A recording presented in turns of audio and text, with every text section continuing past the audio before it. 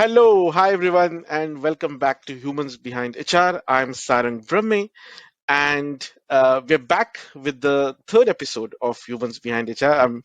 I'm sorry this month took a little bit longer to come up with the episode, but I'm really hopeful that you will enjoy today's session. So, as you know, we do this series of podcast along with Sourcing Adda, and the idea is every month we talk with an amazing human behind HR who talks about their journey, their learnings, and how are they making an impact and in the industry, in the society, in their own little way. So today I'm really looking forward to introduce you to Shagun. So Shagun Gupta, she's with me. Shagun, welcome to the show. Thank you, Sarang, for having me. Incidentally, 3 happens to be my lucky number. So it's Ah, that's great. That's great. So I'm really hopeful this would be a good conversation. So Shagun, before we go ahead, why don't you introduce about yourself and what you do? okay. Well, it usually is a task to summarize about yourself, and probably the most difficult interview questions to answer when somebody asks you to introduce yourself. So, well, I would say I am an individual as well as a professional in making. My journey so far has been across various industries, just the way I like it, as well as across various functions, touching on various facets of your corporate life, as well as your startup life, as well as, a lot of things that you could do. So, if I were to sort of summarize myself or answer your question in one line, I would say I am an individual and professional in the making, and let's keep it that way. Yeah, there's always work in progress, isn't it? I mean, so that's great. So Shagun, the first question that I always ask to people who come here, and maybe you have answered that, but how would you define or how do you complete this sentence? I'm a human behind HR who? I'm a human behind HR who wants to humanize HR while Mhm. using technological advancements. Okay, that's awesome. But can you also throw some light about? So when I went to your LinkedIn profile, it says not your 9 to 5 regular, person. So can you just decode that for us a little bit? What do you mean by that? And how the work defines for you in that particular sense. So it's a funny story when I was writing that, and we all look at various individuals on LinkedIn for inspiration in terms of how they define themselves. Hmm. And I did the same. So, I went through a lot of LinkedIn profiles and I saw people say, I'm an accomplished data analyst, or I am an L&D professional, or, I'm just using very loose terms, but they sort of specialized in their area, which is fantastic. And Hmm. they wanted the world to know them as well through the work that they do or they continue to do. Now, the journey that I spoke about is I'm still a work in progress, and how I always saw myself as somebody who doesn't really, and I want to say it in the kindest possible way because it may go against me, but who doesn't really stick to the boxes or the silos that have been traditionally identified. So, Hmm. and I very, very consciously have been that person. So I don't do it because I'm a rebel without a cause, but I just am consciously that person. So, if I'm in a particular department or taking care of an individual task, my brain would look at that task and see how it correlates to other clogs in the organization as well. And I'm like Hmm. that as a person as well. Very curious, very inquisitive. So for me, boxing myself in one role and say, well, I think I have done fantastic in events and I'm an events professional, or saying, well, I can run companies very well, or to say that, well, data and recruitment work together, and I see myself being a greatest talent intelligence leader of all times. I don't see myself in any of those boxes, but for me, being the term that's been recently coined is we look at T-shaped professionals, and that has been my journey since the get-go, way before the term was ever coined. So I thought that, just keeping it open to interpretation in terms of saying, well, I'm not somebody you can say, well, here are your KRAs, and we want you to Mm. work 9 to 5, do them, and we are happy with what you achieve. It's not something that applies to me as a professional or as an individual. So hence that was I spent a lot of time coining my introduction on LinkedIn, but that's how I got there. That definitely caught my eye, and I'm sure a lot of people would find that curious. So, what you're saying is, not just going out of the box, but maybe there is no box for you because you see the things very green and open ended in that way.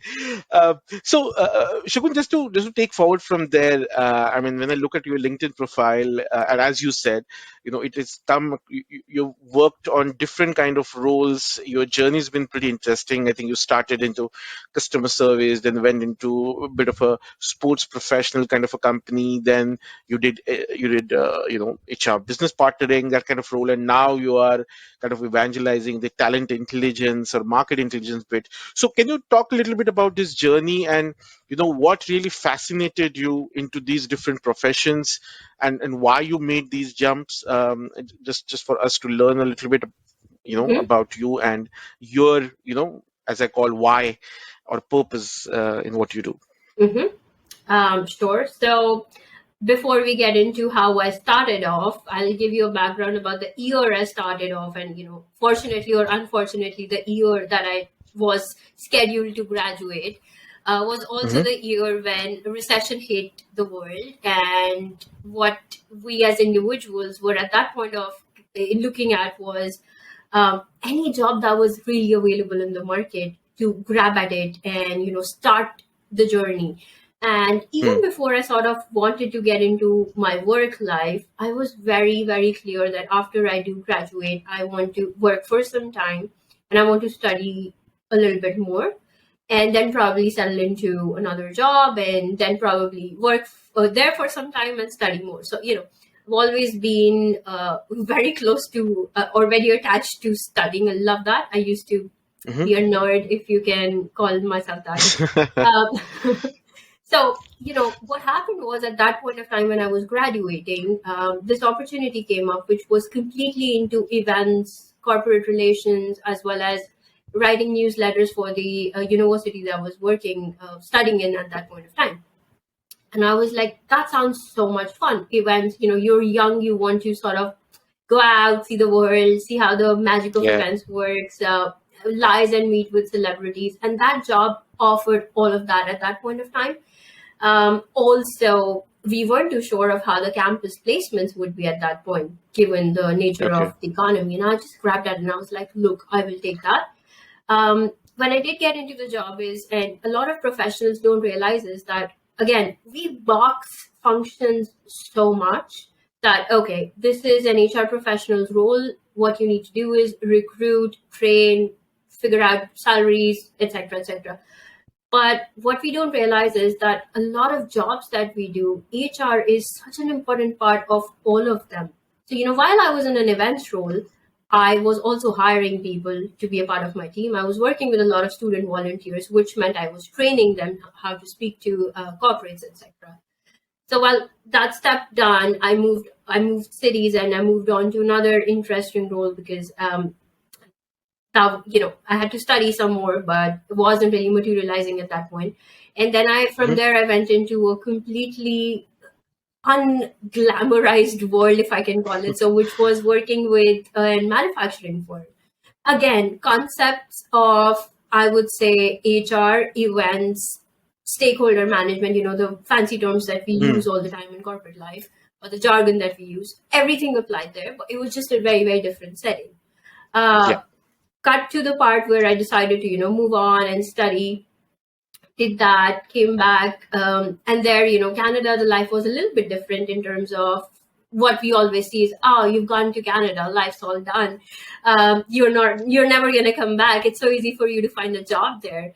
When I was there, that wasn't the case. Probably it is Hmm. now, but when I was there, wasn't the case. So for at that time, the statistics shows that for one job that you apply, there are 100 other qualified people that you have to compete against. And, with that comes various biases in hiring, as we now know, in terms of you Mm. not being a Canadian citizen or you not being a local there. So, you don't really know the market as well as the locals would. So Yeah.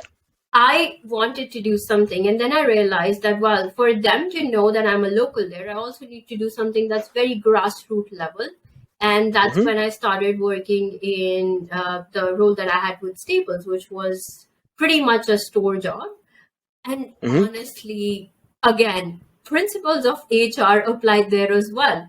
And this is what Mm-hmm. fascinates me about HR or any other role. So, there was a fair bit of HR involved when I would train my other store associates. There was sales component involved because, you're always pushing for sales there. Yeah. My journey in Canada ended and I decided I had to come back home. And fascinatingly, the job that I applied to with Hayes in Canada, which I never Mm-hmm. got, I come back to India and somebody calls me and says, well, we couldn't hire you there because of reasons, but we do have a job for you Okay. in India. And I was like, the power of networking, we always talk about Yeah. it, underestimated, but does work. It did in my situation for sure. Then Mm-hmm. started the process of working again, and from there, like I said, for me, being in a box or a silo never really works. And then I was Absolutely. headhunted by this fabulous group of individuals, with whom I worked for about 5 years Mm-hmm. before I joined my current job. And they were looking for somebody who thought out of the box or actually did away with that. And they wanted somebody to put structure or method to madness to the group that they wanted to sort of set processes for. Again, Mm-hmm. a path not taken by many, because I know they interviewed quite a few people, and for them, what we do is we're so set in our processes or in our heads. The first question we ask is, okay, so what are the systems that you use, and etc. etc. Questions which they don't even know exist, because this is a group that's trying to put process in place. They're trying to structure themselves. Anyway, I Mm. took on that challenge. I loved every bit of HR business partnering in the true sense of the term that I did there. Mm-hmm. And then again, our world changed so much last year or Yeah. two, that the industry take a huge, huge hit. But even before Mm. that, given the curious person that I am, I sort of knew the obvious next step for me was to get into analytics. Mm-hmm. Touched upon the surface, scratched the surface a little bit on that, but I did want to sort of really, really get into it more in terms of learning the tool more. And that's when I started studying or taking up the program, and it worked in my favor again. Incidentally, I started doing a program with IIM Rohtak Mm-hmm. in about February 2020. Who knew the world is going to change? And this wasn't decided, but like I said, it just worked in my favor. And then for me, the obvious next step was to put those skills or the newly acquired skills to use in my current role, which is what I do at Mm-hmm. WebHelp. Yeah, that's great. I mean, I was just drawing a map into my head in terms of different industries, different kind of roles, and but what I really loved is when you correlated your learnings and the kind of work that you do to HR. I think a lot of people, even hiring managers or business people, don't realize that a lot of time a lot of their work is actually about people, whether they are just actually working for business or on technology, whatever. So I love that bit in terms of how you draw the learnings from that. So Shagun, talk a little bit about your current role, market intelligence or talent intelligence, as you call. I think is around market insights, is around understanding your competition and all of that. While I know a lot of recruiters do that, to call what they call is market intelligence through finding out who's where, through job portals and all. But now that you're doing this as a specialized role, can you talk a little bit about what your role is? How does it impact? Is it HR, business, hiring? I'm really keen to understand the nuances of your role. So a bit of everything, really, just the Hmm. way my journey has been. And without giving too much game away in terms of what I do is I give you Uh, sort of we want secret sauce. Shagun. Okay, don't worry. Go ahead. um, just to give you a background in terms of what this role is really doing with web help and how you sort of utilizing intelligence is.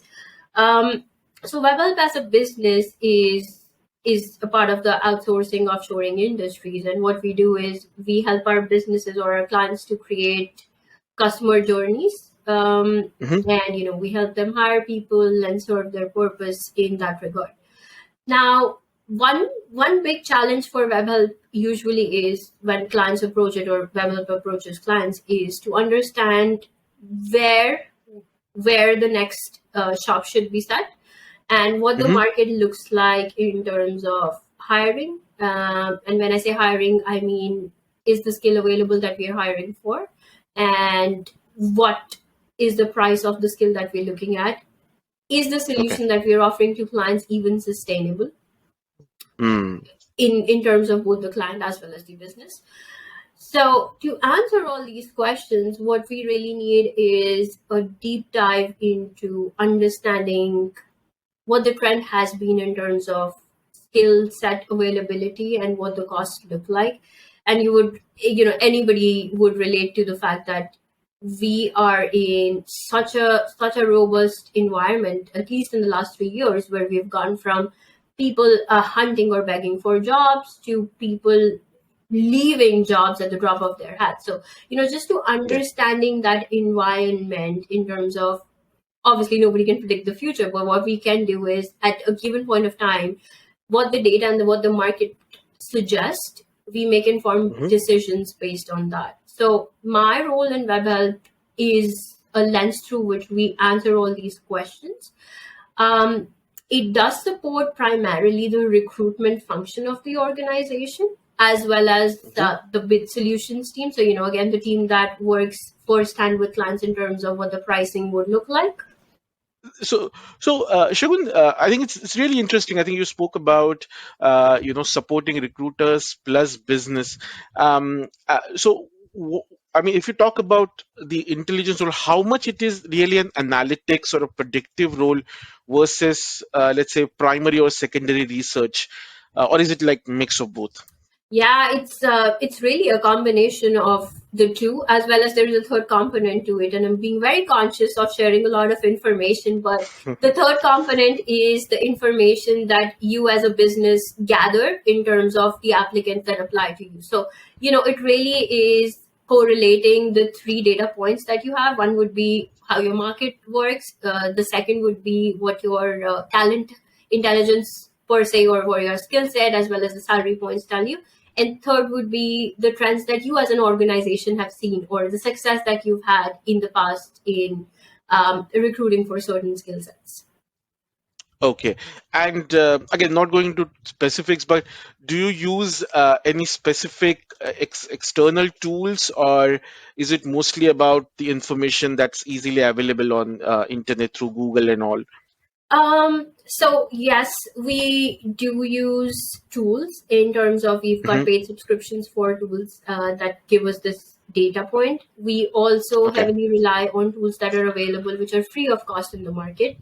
Um, Correct. I wouldn't say we use a lot of researches through open sources because, as we all know, those researches, the data that is being fed is by people, and not to say that the sources that we use, the data is fed by robots, fed by people as well. But then I think the open Correct. sources tend to be not updated as often as the paid version, paid Yeah. resources Hmm. that we tend to lean on.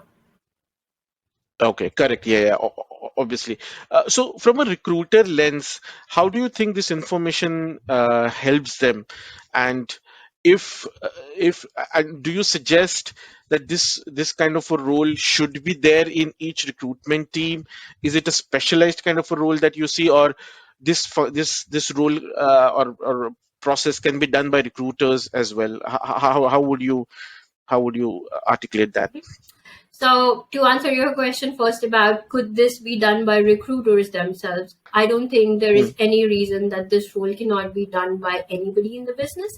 Um, I just hope I don't lose my job now. But No, no, no.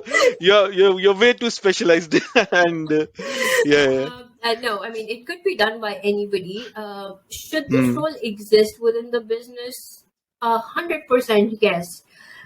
Hmm. Reason being, and again, we would all relate or, sort of resonate to the fact that there's always a tug of war that goes on between hiring managers as well as recruiters, where recruiter says, Correct. well, the salaries that you're suggesting are lesser than for us to get the qualified Hmm. candidates. And the hiring manager says, well, you are not recruiting or you're not attracting better candidates. Now, Yeah. what happens is this role comes in as a very, very neutral, an umpire, like I always like to call it. It comes in as an umpire and says, well, hiring manager, I think you do not know that this data set exists. And dear recruiter, what you are doing is you are looking for an orange amongst apples. So probably your approach should Hmm. change like that. So should this role exist? I 100% yes. And over the 2 years, we've seen the talent intelligence community and the number of professionals within the function increase rapidly. And even before the two Yeah. years, we've got examples of great organizations who've really built or fueled the talent intelligence functions within their organizations, and from the likes of Philips or Walmart or Amazon. So Correct. I think this work or this line of work always existed. It is now just getting more attention because it's showing it how it is a business imperative. Okay, perfect. And if recruiters or anyone who would want to, become a talent intelligence specialist, what kind of competencies or skills or experience you think they should have, which would help them to get into this kind of a role? I think the first, I wouldn't call it a skill, I think, but the first quality or the ability that a person needs to get into a role like this would be curiosity and Mm-hmm. inquisitiveness. Mm-hmm. Because most of the times, while we make it sound like, well, what you do is you find these three data sets and you correlate them. The problem most of the times is those three data sets are like, finding them is like peeling an onion. There are layers after layers Yeah. after layers. And we're also looking at geographies where these certain roles never existed. So how do you find data for a geography that you have no idea about? You're not there physically. Your business has never been there. And everybody who's working there is working in an incognito mode.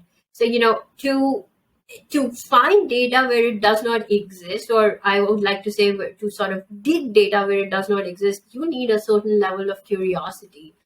And yet, getting help from analytics as well as understanding your statistics, going back to your grade 11, grade 12 statistics, um, correlating it using a lot of data visualization tools. Those would be probably the check marks that I would say for people to succeed in this function. Okay, okay, great. I think enough about your current role. Can you talk a little bit about, so when I was going through your LinkedIn profile, you have done quite a lot of writing, and I think currently you're also doing some volunteering work for an organization. How does that interest kind of generated, and does that help you to kind of express yourself, or do you have a blog? Any information on that? Sure. So I think while I was in school and grade school, I've always been very fond of writing, and it's probably something that I inherited from my mother and my Hmm. grandmother. I Okay. guess they used to love writing, and I so as a child I used to like write poetry quite a bit and have it Okay. published within the school magazines as well as newspapers, etc., etc. And I think it just helps me express myself better. As you said, I don't think I'm Mm. a very articulate speaker. When I do put the pen to paper, I think I express myself much better. Do I Okay. have a blog? No. And would I like to start a blog? I don't know. Okay. Reason being, and I don't think it's the right answer, given that we are all in a world where we want to share our opinions with each other. But since a child, I was very, very possessive about the work I did. So for me to sort of have it printed out used to be like, oh, so people will read and appreciate. But wait, what if people plagiarize my work? I think that sort of used to be tug my nerve a little bit, because used to, as everybody does when they write, they put a lot of thought into what they do.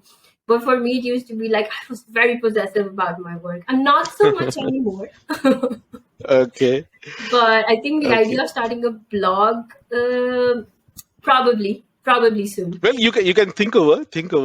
My volunteer work, so as a family and as a responsible person of the world, I've always been very drawn to it. I think this is where my schooling has really impacted my thinking, in terms of Hmm. being involved with the community and serving the community. I do support quite a few causes outside the work. So there is an institute for the blind that I actively am involved with, be it setting up their Okay. websites or fundraising, or just being with the children and talking to them. Hmm. And there was another organization that I was associated with. I unfortunately have not been able to find as much time to devote to them, but actively still am working with the Institute for the Blind. Another cause that I deeply care about and I hope I can find some way to contribute to is supporting people with Down syndrome. I think there is Okay. very limited information in India, at least, on what could be done to educate as well as support people who have Down syndrome and help them lead lives which are close to how we live, because they do have all the intelligence and the capabilities to work as normal human beings. However, it's just because probably we are not equipped with how we should be training them, at least in India again, Yeah. that we Yeah. don't really recognize ways to support. Yeah, absolutely. I think it's really important. I mean, not just as a professional, but as I think it's a human, to really go beyond what do we do 9 to 5, and also understand what are the purpose and motive that you have, which obviously give you much more satisfaction than just yeah, obviously just doing a normal role. So again, kudos for you, kudos to you to do that, and I hope you continue to kind of do the work for them. Um, okay, great. So, Shagun, here we are in the last segment and bit of a fun segment of, um, rapid fire. Oh So I'll ask God. you. I'm going to put you on the spot, uh, but I'm sure you'll come out with flying colors. So I'll ask you 3 or 4 questions. Don't think too much. Just give me what you think instantaneously, your gut reaction. Yeah, you ready? Oh God, yes, the pressure is on me. Thank you, but yes, I'm ready. No pressure, don't worry. Okay, first, what is your favorite MI tool? I could name it. It'll feel like a promotion to them, but horsefly. Horsefly. Okay, perfect. Work from home, work from office, or hybrid? Work from home with discipline. With discipline. Okay, that's interesting. One thing you think that HR must continue to do, and one thing they should stop doing. Okay, I'll get a lot of flack for this from the community, but one thing that HR must stop doing is fighting for the seat at the table. Hmm. And one thing that they should start doing or focus more on would be the bigger picture in terms of the business that they support. Awesome. And describe yourself in one word in French. Oh God, the problem, or not the problem, the uniqueness of the language is it does not translate as literally how we would speak it in English. So I will do it That in that's English. fine. Whatever. I mean, you know more French than most people, so we won't judge anyways. But yeah, any word come to your mind? Work in Okay. progress. I think a work in progress is better. What do you call that in French? Oh, Work in progress. I don't know. No problem, no problem. Um, and just a last before we wrap up, what would be one advice that you would give to the listeners, who will mostly be HR professional based on your experience and journey? You make me feel so old when you ask for advice to the HR professionals, but I think Or just a learning, maybe your own learning, not advice, but your own learning, maybe. so.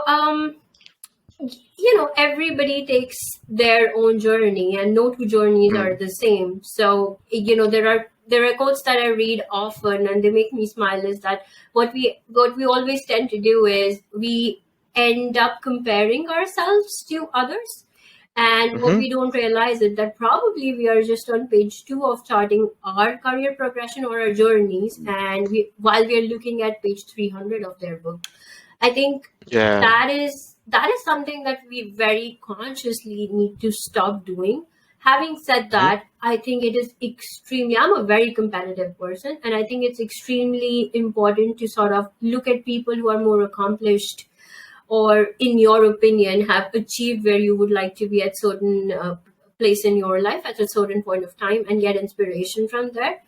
But spend some time with yourself and understand what really made you happy doing, and Hmm. find a way to sort of pursue it. So I'm taking this back to my school days. So I mentioned that I'm a Yeah. nerd, really top of the class, but when I now think about things that I actually loved studying or looking forward to, were my statistics class or my business studies class. And if you think Mm. about what I'm doing as a professional now, are very closely related to those two subjects that I studied at school.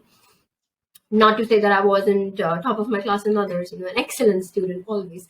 But I think when you spend some time with yourself to understand what your conscious or your unconscious thoughts tell you, your brain actually knows what you want. It's just for you to then sort Mm. of paint the journey where you go. I think in reality it does not sound as simple to do it, but if we are able to sort of achieve it, I think that is a beautiful learning that I have taken from a lot of people. And yeah, just don't, we tend to get too serious about our lives and what we do unless we are not having fun with whatever we are doing, whatever that is that you choose to do. You will Yeah. not be in it for too long. Absolutely, put it really, really good way, and that's how I think people will not be tagged themselves as 9 to 5, as you said.